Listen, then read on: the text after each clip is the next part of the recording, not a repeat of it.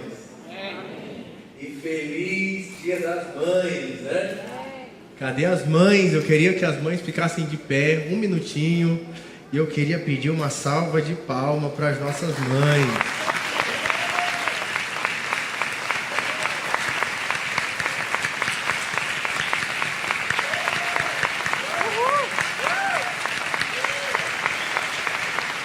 Você deve estar do lado da sua mãe, né? Ou da sua esposa, ou da mãe da sua família. Então aproveita e diga mais uma vez o que ela significa para você. Diga eu te amo.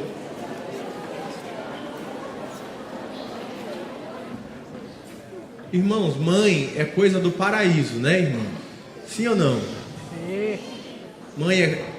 Mãe foi feita no paraíso para nós. E se existe uma declaração profundamente teológica é essa: mãe é coisa do paraíso. E por causa disso eu queria convidar você a abrir a sua Bíblia no livro de Gênesis, capítulo 2, a partir do versículo 4. Nós vamos ler todo o capítulo. Então eu queria que você acompanhasse com atenção. É a história da sua criação. Esta é a Gênese dos céus e da terra, quando foram criados, quando o Senhor Deus o criou. Não havia ainda planta do campo na terra, pois ainda nenhuma erva do campo havia brotado, porque o Senhor Deus não fizera chover sobre a terra, e também não havia homem na terra para lavar o solo, mas uma neblina subia da terra e regava toda a superfície do solo. Então formou o Senhor Deus ao homem do pó da terra e lhe soprou nas narinas o fôlego de vida, e o homem passou a ser alma vivente. E plantou o Senhor Deus um jardim no Éden, na direção do oriente, e pôs nele o homem que havia formado. Do solo fez o homem Deus brotar toda sorte de árvores agradáveis à vista e boas para alimento, e também a árvore da vida no meio do jardim, e a árvore do conhecimento do bem e do mal. E saía um rio do Éden para regar o jardim, e dali se dividia, repartindo-se em 4 braços. O primeiro chamava-se Pison, é o que rodeia a terra de Havilá, onde há ouro. O ouro dessa terra é bom. Também se encontram lá o bidélio e a pedra ônix. O segundo rio chama-se Gion, e é o que circunda a terra de Cush. O nome do terceiro rio é Tigre, é o que corre pelo oriente da Síria. E o quarto é o Eufrates. Tomou, pois, o Senhor Deus ao homem e o colocou no jardim do Éden para o cultivar e o guardar. E o Senhor Deus lhe deu esta ordem: de toda a árvore do jardim comerás livremente, mas da árvore do conhecimento do bem e do mal não comerás, porque no dia que dela comeres, certamente morrerás. Disse mais o Senhor Deus: não é bom que o homem esteja só. Far-lhe-ei uma auxiliadora que lhe seja idônea. Havendo, pois, o Senhor Deus formado da terra todos os animais do campo e todas as aves do céu, trouxe-os ao homem para ver como este lhe chamaria. E o nome que o homem desse a todos os seres viventes, esse seria o nome deles. Deu nome o homem a todos os animais domésticos e às aves do céu e a todos os animais selváticos. Para o homem, todavia, não se achava uma auxiliadora que lhe fosse idônea. Então o Senhor Deus fez cair pesado sono sobre o homem, e este adormeceu. Tomou uma de suas costelas e fechou o lugar com carne. E a costela que o Senhor Deus tomara ao homem, transformou-a numa mulher, e lhe trouxe. E disse o homem: esta afinal é osso dos meus ossos, carne da minha carne. Chamar-se-á varoa, porquanto do varão foi tomado. Por isso, deixa o homem pai e mãe e se une à sua mulher, tornando-se os dois uma só carne. Ora, um e o outro, o homem e sua mulher, estavam nus e não se envergonhavam. Nós estamos aqui no livro de Gênesis, no 2º capítulo, e nós vamos ver como Deus projetou a terra e o homem para viver em um paraíso. Esse é o plano de Deus. E nós estamos começando a primeira grande estrutura do livro de Gênesis, que é onde ele vai relatar a criação da terra. Alguns entendem que no capítulo 2 ele está continuando a história do capítulo 1, mas no capítulo 2 ele está ainda, na verdade, recomeçando a história.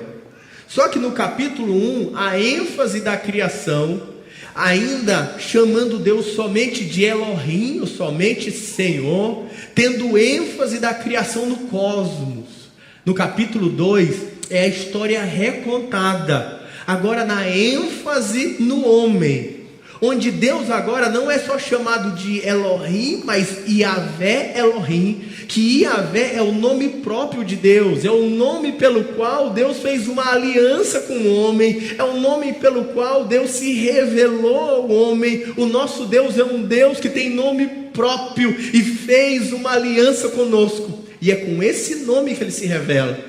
E ele se revela nessa construção de um paraíso para o homem, num lugar de beleza, num lugar de harmonia, de delícia, de prazeres. Era como a terra e a vida, presta atenção, deveria ser.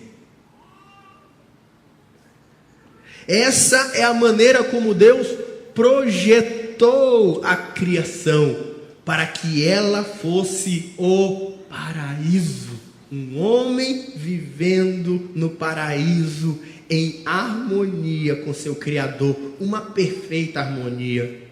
Essa é como a humanidade deveria ser. Infelizmente, não é como é agora. Por causa da queda dos homens criados, de Adão e Eva, nós saímos desse estado de harmonia perfeita, mas podemos voltar para aquilo que de fato não somos, mas para o protótipo daquilo que deveríamos ser, aquilo que Deus planejou para aprendermos qual a vontade de Deus para nós.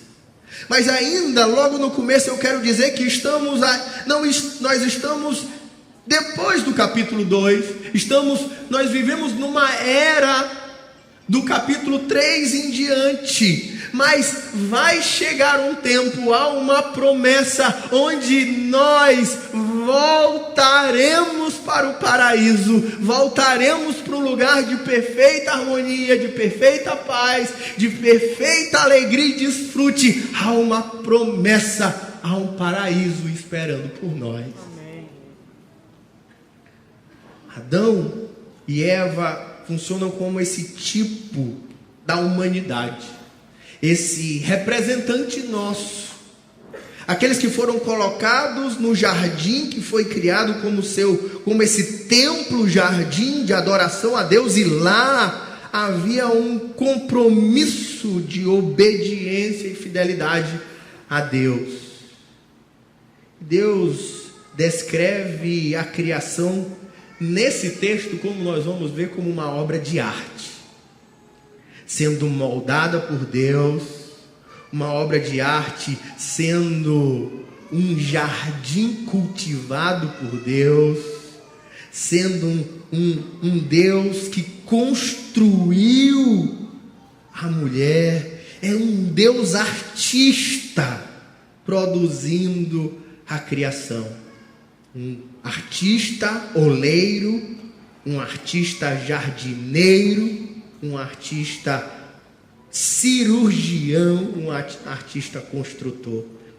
Um texto cheio de vida, de movimento, de cor, que aguça o nosso olhar, a nossa imaginação, o nosso paladar, as nossas emoções. É um Deus que cria o homem perfeito e o coloca em um jardim de prazeres. Assim, nós chegamos à descrição desse Deus. Quem é Ele? Que maravilhoso Deus. E diz o verso 4, essa é a gênese do céu e da terra. Então ele vai dizer, é, assim que foi criado o céu e da terra, quando eles foram criados. A primeira parte descreve uma terra onde não havia ainda erva no campo, não havia os frutos, ainda não havia se desenvolvido a terra, porque quando comparamos com os primeiros versículos do capítulo 1, nós já aprendemos que Deus começa a sua construção, a sua obra, que leva em um plano, em um tempo da desordem ou da situação mais simples, do caos, do desorganizado, à beleza da perfeição. E aqui descreve esse mesmo cenário, um Deus criando os céus da terra, apresentado agora com um novo nome. Esse nome do capítulo 2 é o nome Yahvé Elohim, que é esse Deus que fez um pacto com o homem, que fez uma aliança com o homem, que tem uma relação pessoal, ainda que ele seja transcendente acima de todas as coisas. Ele é amigo do homem e ele vai e cria todas as coisas a partir do caos. Diz o 5, não havia planta nenhuma na terra. Ainda era esse estado de desorganização, porque tanto o Senhor não fizera, quanto não havia ainda homem para lavar o solo. Mas diz o texto que havia uma neblina que regava toda a superfície do solo. Havia uma água que minava do chão. É interessante isso. A ideia de a irrigação da terra ainda primitiva, ela não vinha da chuva, mas ela vinha das fontes que brotavam da própria terra. A terra não dependia do clima, a terra não dependia das condições do tempo, mas a terra era irrigada pelo próprio Deus, para que ela tivesse vida. Mas aí começa o primeiro ponto da criação. Uma vez que o oleiro agora, esse grande artista, começa a sua obra de arte. Diz então o verso 7, no seu grande primeiro ato do artista, ele pega o homem do pó da terra. Ele faz como um oleiro que prepara um barro, como um artista que esculpe uma imagem, e ele começa agora a sua imagem e semelhança, como diz no capítulo 1, Deus moldando com a própria mão, irmãos, ele bolando, trazendo beleza, trazendo arte, trazendo forma à minha e à sua existência, que veio não de uma natureza nobre, mas que veio do pó da terra. Como um oleiro faz um vaso, assim Deus nos fez.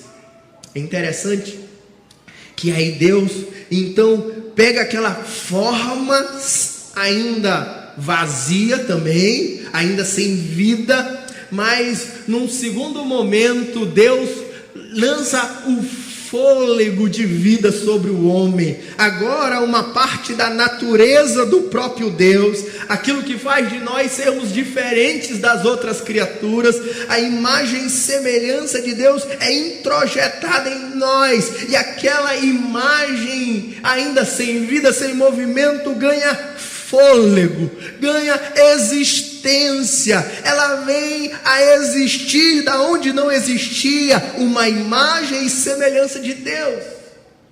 E eu trouxe o relato de Michelangelo na Capela Sistina, dessa obra linda de Deus tocando no homem e Deus fazendo a sua obra de arte ter vida.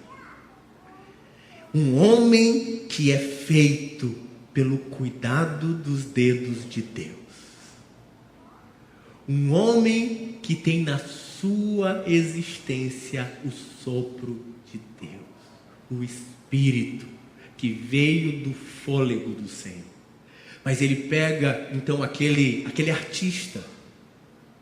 Deus, o artista, começa o seu segundo ato.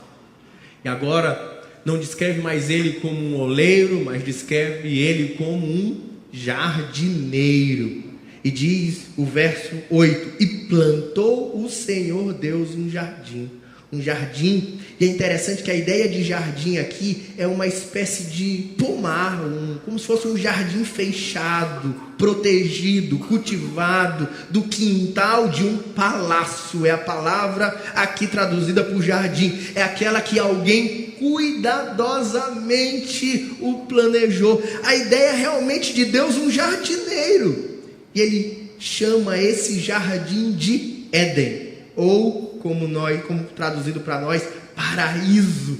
E a própria palavra paraíso, pode voltar lá mesmo, a própria palavra paraíso, ela significa local de delícia, local de deleite, local de prazer. É isso que era o paraíso. Deus criou o homem com tanta alegria, com tanta arte, e prepara uma terra, e ele diz: esse é um lugar de delícia, um lugar de deleite, é um lugar cheio de vida, de cor, de árvores, de animais. É a beleza feita por um próprio Deus como artista, e coloca o homem dentro dele.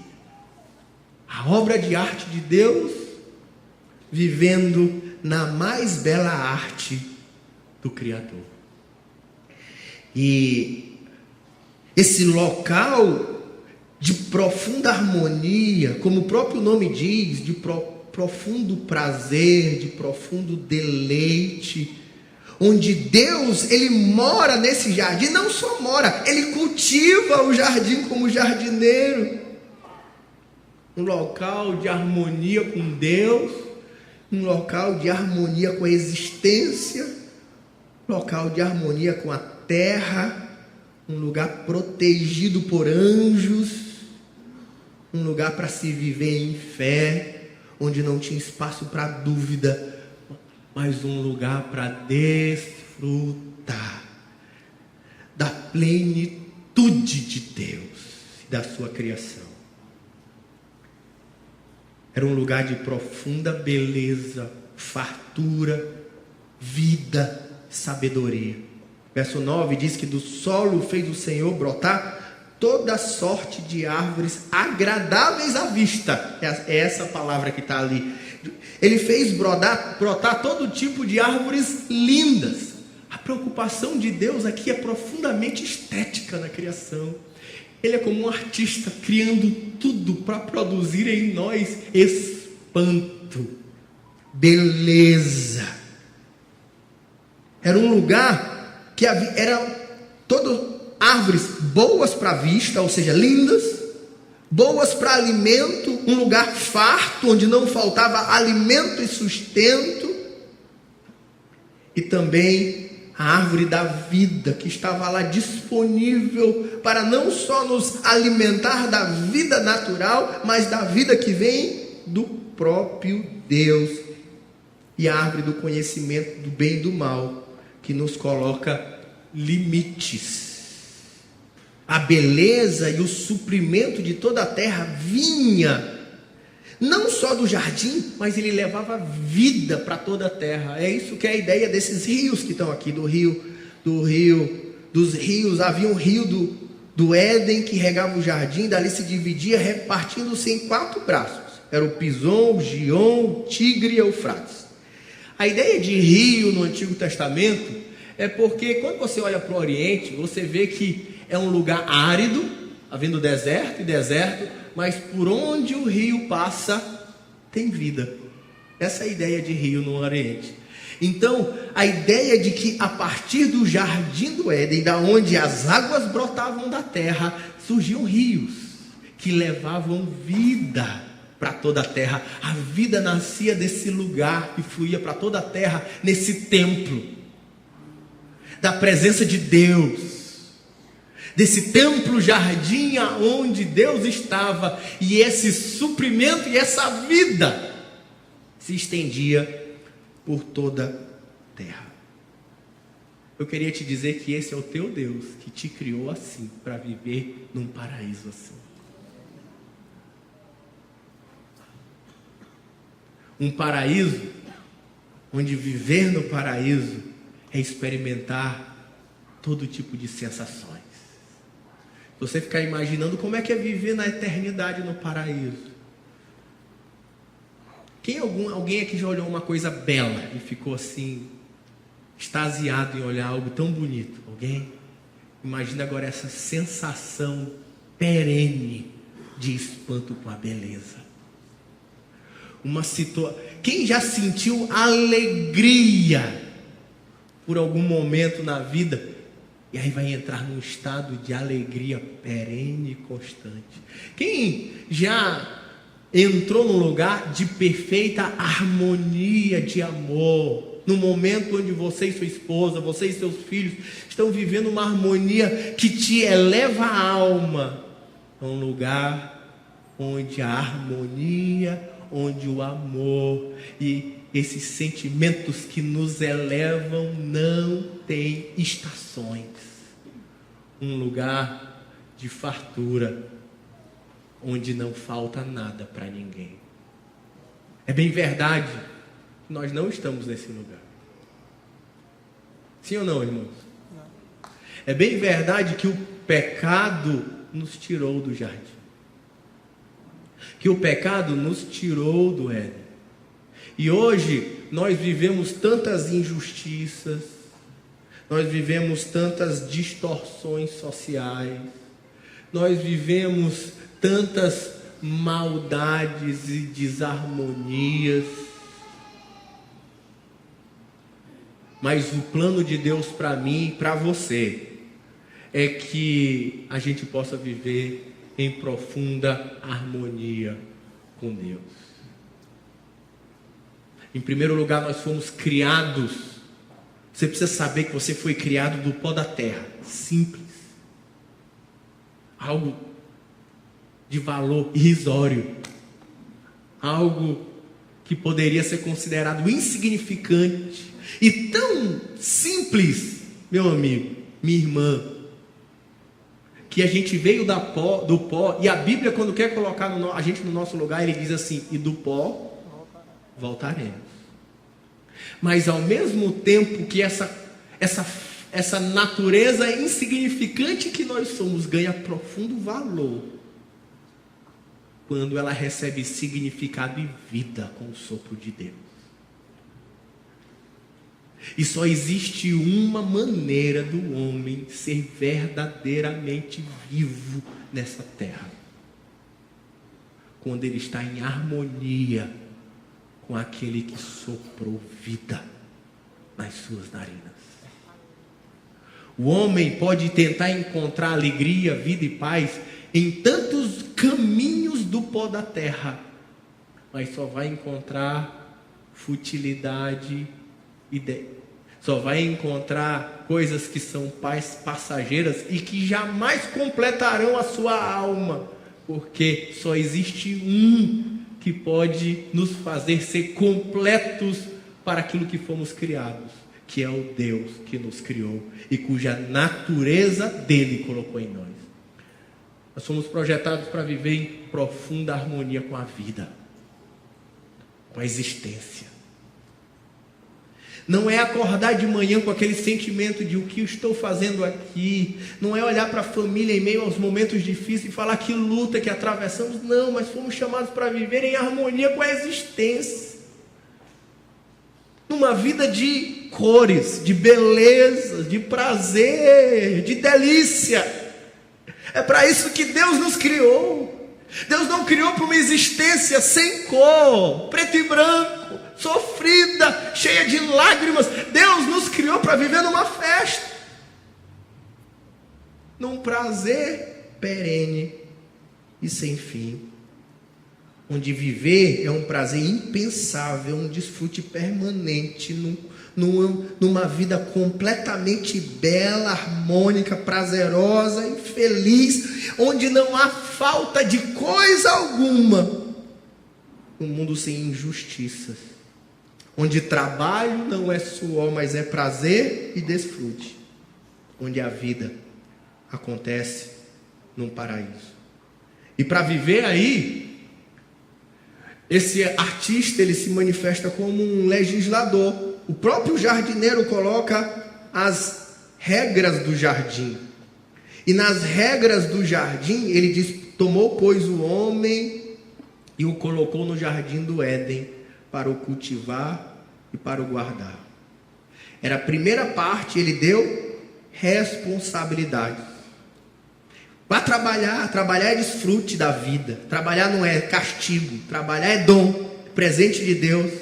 E a humanidade foi criada para ser aqueles que cuidam e desenvolvem esse templo, reino, jardim, cuidando dessa casa de Deus, nutrindo esse jardim onde Deus morava, e essa relação com o jardineiro, o rei, estabelecendo o governo e o reino de Deus na terra, protegendo de quê? Protegendo porque havia ameaças. Aquela serpente que a gente vai ver ela no capítulo 3, era tarefa de Adão e Eva: protejam o jardim, não deixem que nada corrompa esse lugar sagrado, esse templo sagrado, e para isso havia limite. E o Senhor Deus lhe deu essa ordem: de toda árvore do jardim comerás livremente. Havia uma ordenança que eles deveriam obedecer em fé. Eles poderiam ter uma liberdade quase completa. Havia inclusive a árvore da vida, onde se eles comessem dessa árvore, eles iriam nutrir vida eterna. Havia só uma árvore que eles não poderiam comer, que diz o texto no verso 17, mas da árvore do conhecimento do bem e do mal, porque dela do dia que comeres, certamente morrerás. O que é a árvore do conhecimento do bem e do mal? Muita gente já tentou responder essa pergunta, mas não é tão difícil assim. O que Deus estava dizendo é que o homem não tem direito de escolher os seus próprios caminhos. Vocês não sabem. Quem decide o que é bom e mal aqui no paraíso sou eu. Essa é uma prerrogativa do próprio Deus. A ética da terra, a ética do templo-jardim, a ética desse reino era uma ética que tinha que vir de Deus. Adão não estava autorizado a decidir qual era a verdade. Adão não estava autorizado a decidir qual era como ele deveria viver. Então, dessa árvore que representava a ética na terra, só tinha um que tinha o direito de comer, que era o próprio Deus, se é que podemos chamar assim. O homem não tinha o direito de ser independente. E aí eu queria dizer para você agora a primeira explicação bem direta para você, que quer voltar para esse paraíso, que está olhando esse paraíso e dizer: Rafael, meu Deus, o que Adão fez? Meu Deus, raiva de Adão, né? Havia uma maneira de Adão ter ficado lá. E a maneira de Adão ter ficado lá é porque, para manter a harmonia na vida, você tem que ter somente um rei. E o único rei, para que a existência tenha harmonia, tem que ser Deus, o Criador. É deixar Deus ser o rei do jardim, viver sendo mantido pela palavra que vem da boca de Deus, segundo a ética de Deus. Não sou eu que decido: pastor, eu não sei, pastor Afonso, eu não concordo com algumas coisas da Bíblia, eu acho que elas são ultrapassadas na relação do casamento, na relação em sexo, a Bíblia é uma coisa antiga, eu não acho que a gente tem que obedecer bem assim. Se você quer viver em harmonia, existem limites impostos por Deus para manter a harmonia na vida. Você precisa responder uma pergunta: quem é o Deus da sua vida? Quem é o rei? Quem toma as decisões? quem decide o que é bom e o que é mal. E por isso tem muitos que dizem que cristianismo é uma camisa de força. Para alguns, o cristianismo exclui e separa devido aos seus ensinos. Alguns veem a ética cristã como uma ameaça à liberdade civil. O cristianismo é culturalmente ignorante, descontextualizado desse mundo moderno. O cristianismo escraviza, esvazia ou no mínimo infantiliza os seus fiéis. É uma camisa de força. Mas o que é liberdade? Liberdade é cada um decidir por si mesmo o sentido da sua existência, da sua própria verdade. Liberdade é que permitir que cada um viver conforme quer. Bem, você faria isso com seu filho? Está livre. Decida o que é bom, o que é mal para você. Faria?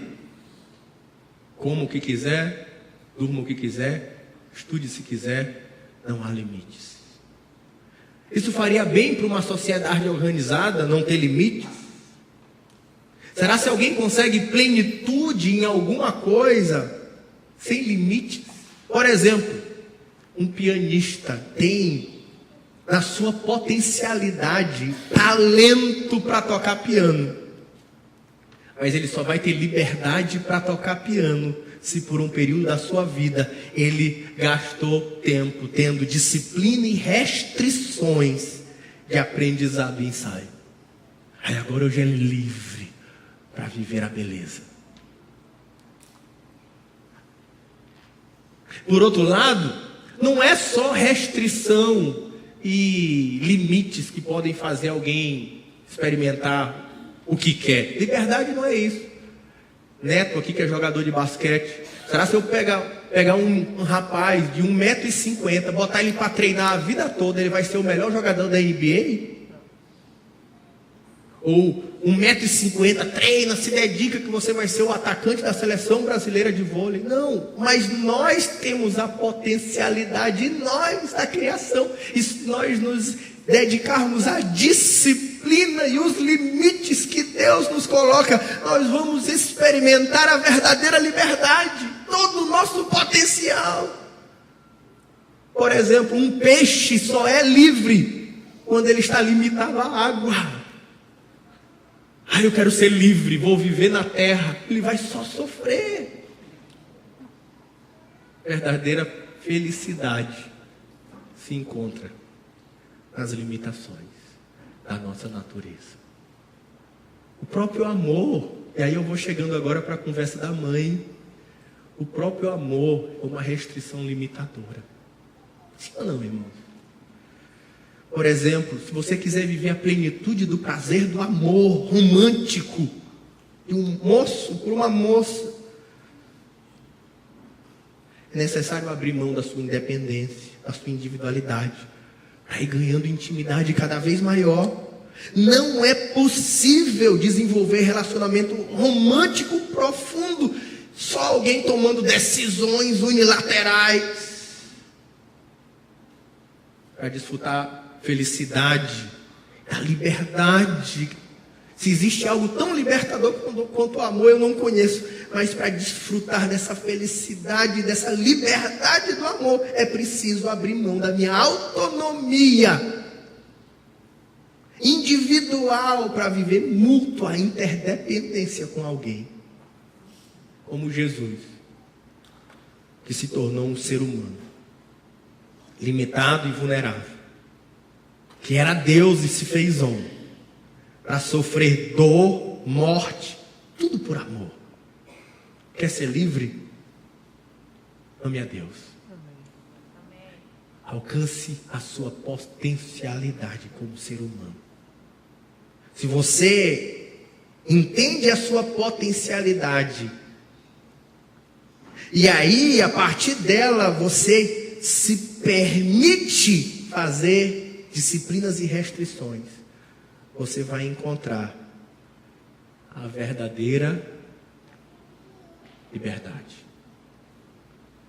E essa disciplina que nos liberta é a palavra de Deus.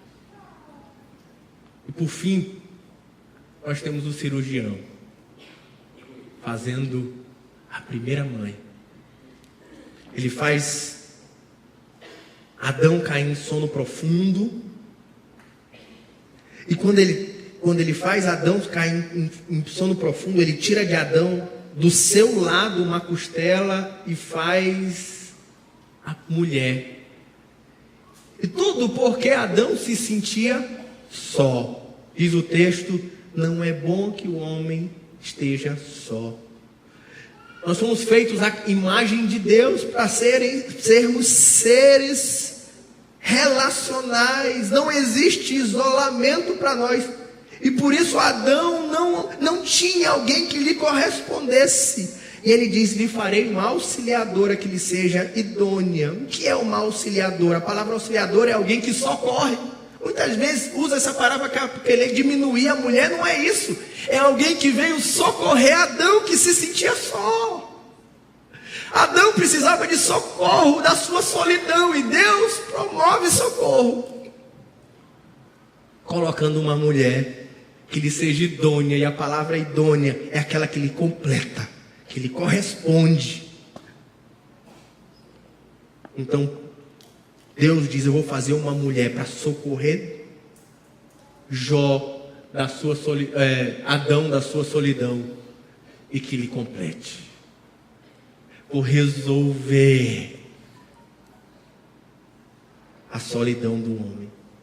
Havendo, pois, o Senhor Deus formado a terra, todos os animais, disse: vai e coloca nome sobre eles. E ele não encontrava ninguém entre os animais que lhe completasse, que lhe fosse correspondente, que estivesse diante dele para encaixar perfeitamente a vida e lhe tirar a solidão. É isso que ele diz. Não se achava uma auxiliadora que lhe fosse idônea. É o que diz o verso 20. Não achava alguém que ele pudesse viver uma relação de amor romântica. E disse o homem, então o Senhor fez cair em pesado sono o homem, e da sua costela ele faz a mulher. Constrói Eva, que encaixa perfeitamente Adão. Ele diz Adão agora, celebrando o primeiro casamento com uma poesia: afinal essa é perfeita, ela se encaixa em mim, ela saiu de um pedaço de mim. O homem sem a costela poderia ter ficado mais fraco, mas ele não fica mais fraco, porque ele pega a costela de volta e encaixa na vida dele, para lhe dar sustância e força na vida. E o nome dessa costela que socorre o homem, que dá força ao homem, que completa o homem, se chama mulher. Mulher não pode dar um glória a Deus aí não, irmão? É engraçado que muita gente olha esse texto para querer diminuir a mulher, mas quem lê esse texto vê que esse texto coloca a mulher num lugar especial, que socorre e completa o homem que estava precisando de socorro e ajuda.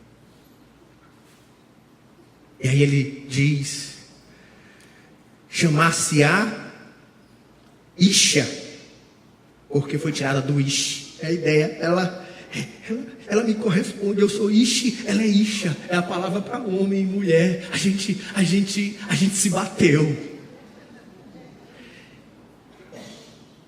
E a mulher, ela veio para trazer no paraíso essa harmonia, a harmonia da família completa. A mulher, ela é presente de Deus para o homem. A mulher é aquela que veio completar o homem em um sentido onde, para sermos felizes, podemos ser felizes através do amor profundo, que traz sentido e libertação à alma, que eu encontro na mulher. De um amor que não é um amor a dois, mas é um amor a três, entre homem, mulher e Deus, que vivem juntos na presença de Deus no paraíso. Você quer viver um casamento harmônico? Coloque Deus no seu casamento. Amem a Deus e amem uns aos outros, e essa harmonia vai trazer profundos frutos à tua alma. um amor na presença de Deus, que vai trazer harmonia milagrosa e família abençoada. É impossível harmonia no casamento sem harmonia, sem ser um casamento a três, com harmonia com Deus. Onde há aliança, onde há um contrato, onde há um encaixe, onde há um compromisso. Alguns podem dizer, se existe amor, não precisa aliança. Que é isso, irmão?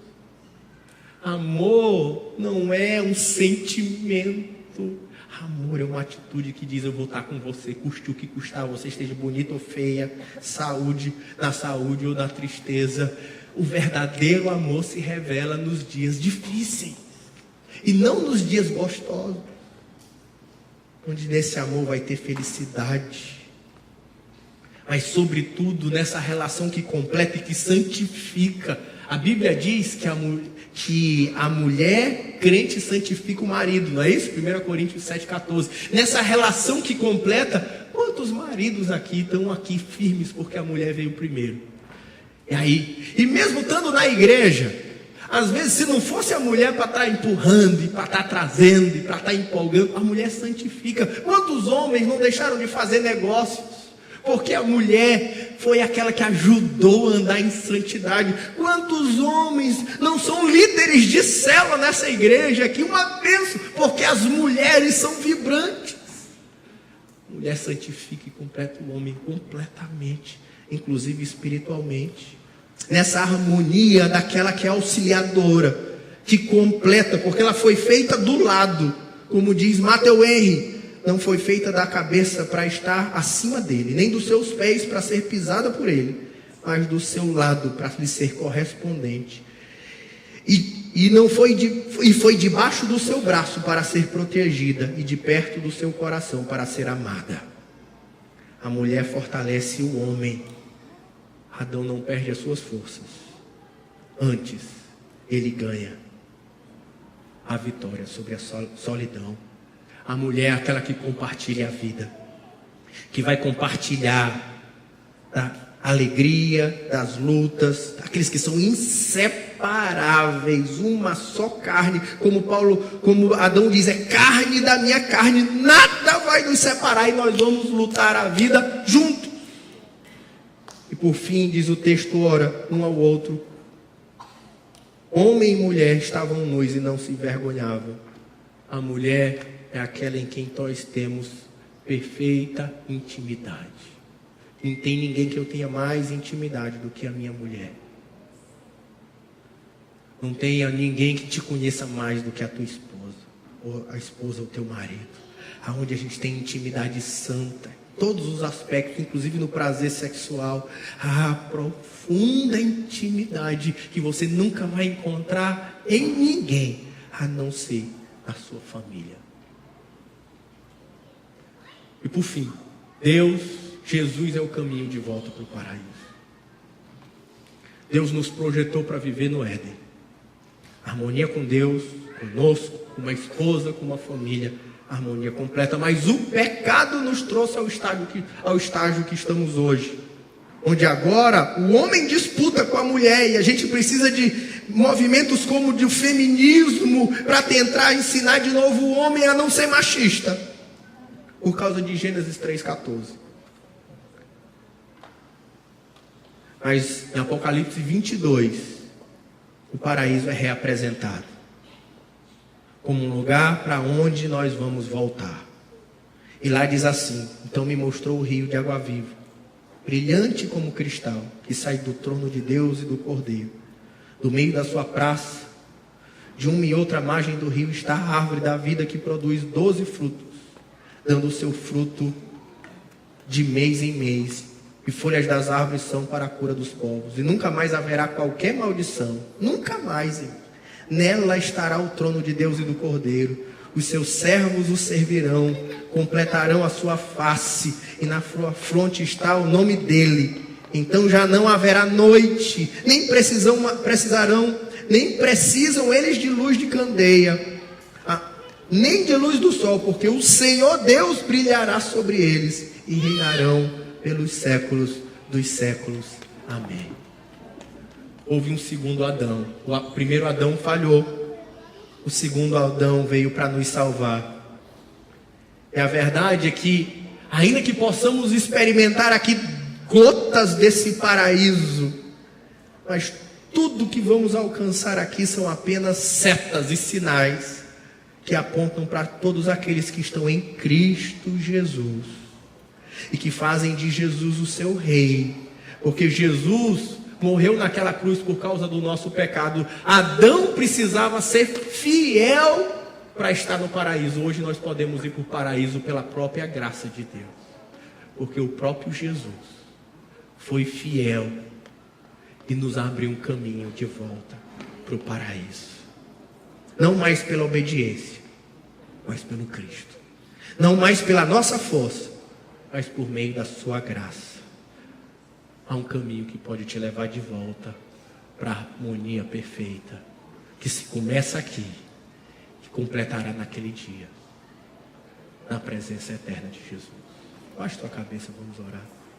Senhor Jesus, muito obrigado por tamanha esperança e verdade, que podemos viver em profunda harmonia com o Senhor, com essa terra, com as nossas famílias.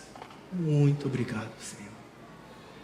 Obrigado por saber que ainda que podemos desfrutar dessa vida que vem de Deus hoje, há ainda um paraíso perfeito, planejado por Deus, e que nos espera para vivermos toda a nossa eternidade. Em nome de Jesus. Amém. Amém.